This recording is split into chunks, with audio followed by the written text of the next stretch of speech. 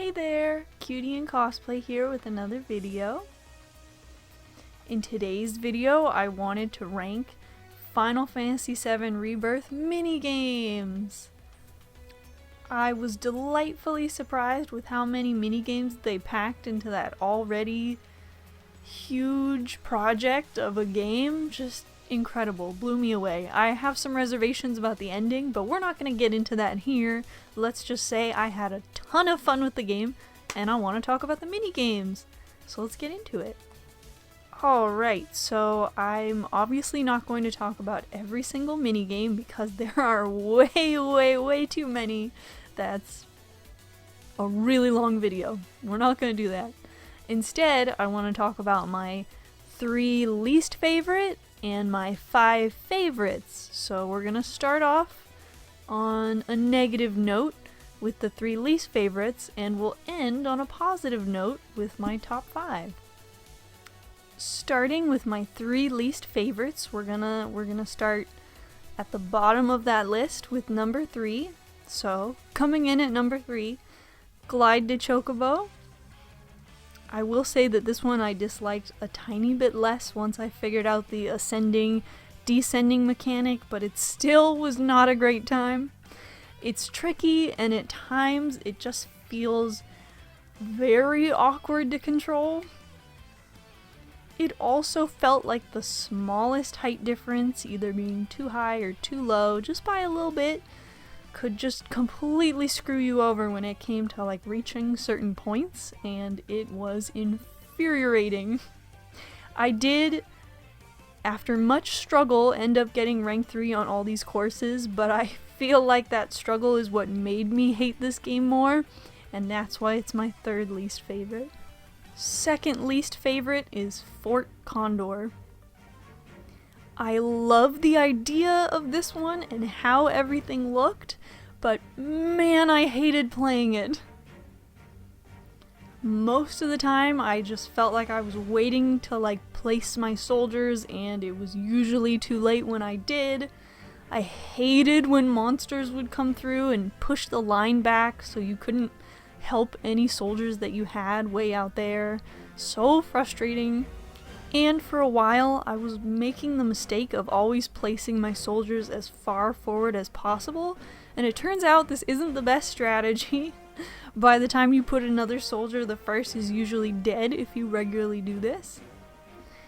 Anyway, but even when I tweaked my strategies, I just still was not having a good time. It just feels awful to sit there and watch as your soldiers are dying because you just can't place another yet. So, second least favorite, Fort Condor. And coming in at number 1, my absolute least favorite, Cactuar Crush. Oh boy, what a tough time this one is to get through. I will say that it's a lot better with Yuffie, but playing as Aerith dragged this all the way to number 1 of my least favorite minigames. Looking at those teeny tiny Cactuars and discerning what type they are is exhausting. Then pair that with Aerith's slow and clunky gameplay. I will say I really enjoyed Aerith in the later part of the game with all her different abilities, but man, she does not feel good on her own.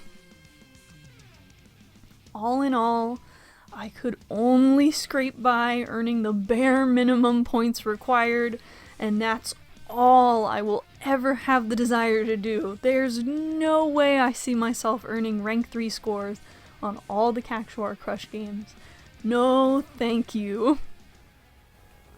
Alright, and now let's get into my 5 favorites. So we'll start with number 5, and that is Gears and Gambits. I really had a lot of fun with this one. The little robots were cute, and it was fun trying to beat up that big slime. I struggled a lot more with Fort Condor, which is why it was my 2nd least favorite. So I was worried about this game, but actually it ended up being a lot more fun for me. Maybe it was the additional elemental aspect of it, or that you had cute little robots, or that you could really like customize their actions so much. I'm not quite sure, but in any case, this is my 5th favorite minigame. My 4th favorite is Chocobo Racing. I'm really impressed with how complete Chocobo Racing felt. It's almost like they could just release it as a standalone game right now. It was clean. I will say that I'm not a huge fan of Mario Kart. I do enjoy it, but it's not my all-time favorite game. But I ended up really enjoying this, and it's very similar to Mario Kart. I think it feels more meaningful picking out a sweet chocobo to ride versus just kind of customizing a little car. I felt more connected to this chocobo I'm choosing, and that was fun for me. The music was fun, the abilities were cool, and the stages were all a good time. Even when I was smacking cactuar doors, it was still a good time. So overall, a really enjoyable experience. Number 3, I'm gonna put these 2 minigames together because they're the same idea. Parade March and Loveless. So I don't really have a ton to say about these, except it's a bunch of fun QTEs, and it's really it's fun how dynamic everything is. It's really cool to see the little light travel around and to see the point of view change on a bunch of cool scenes. It just felt really neat.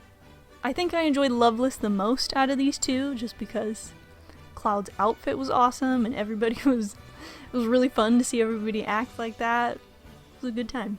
My 2nd favorite minigame was the piano. I struggled with this one so much at first that it's actually funny that it's my 2nd favorite minigame now. Let me tell you, I was absolutely horrible when I first tried this. I was lucky if I could get a C on a song. It was as painful to watch as it was to actually be playing so pathetically. You would have thought I was just trying out video games for the first time. It was so bad. But then I realized that you could switch the speed of the notes and just everything changed for me. The default that they leave you with is insanely slow, and it just wasn't clicking in my head between what I was seeing visually and what I was actually hearing. But bumping up the speed to somewhere in the middle was just a serious game changer. I especially loved playing Aerith's theme, and I did manage to get a star on all of them except the last 2 hardest ones. I really can't see myself overcoming those anytime soon. But anyway, all in all, this was just really satisfying and beautiful, and I just spent hours at the piano. And my number 1 favorite minigame is, you guessed it, it's Queen's Blood! So much fun, seriously, such a good time. I ended up falling in love with Gwent from Witcher 3, and this was a very similar idea.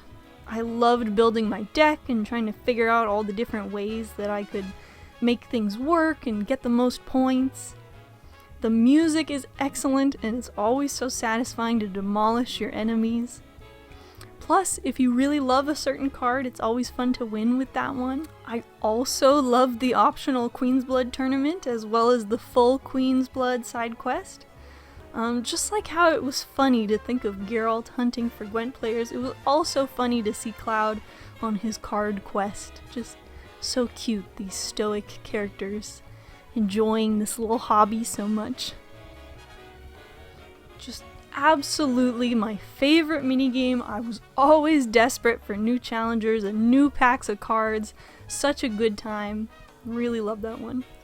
And those are my 3 least favorite minigames, alongside my 5 favorite minigames.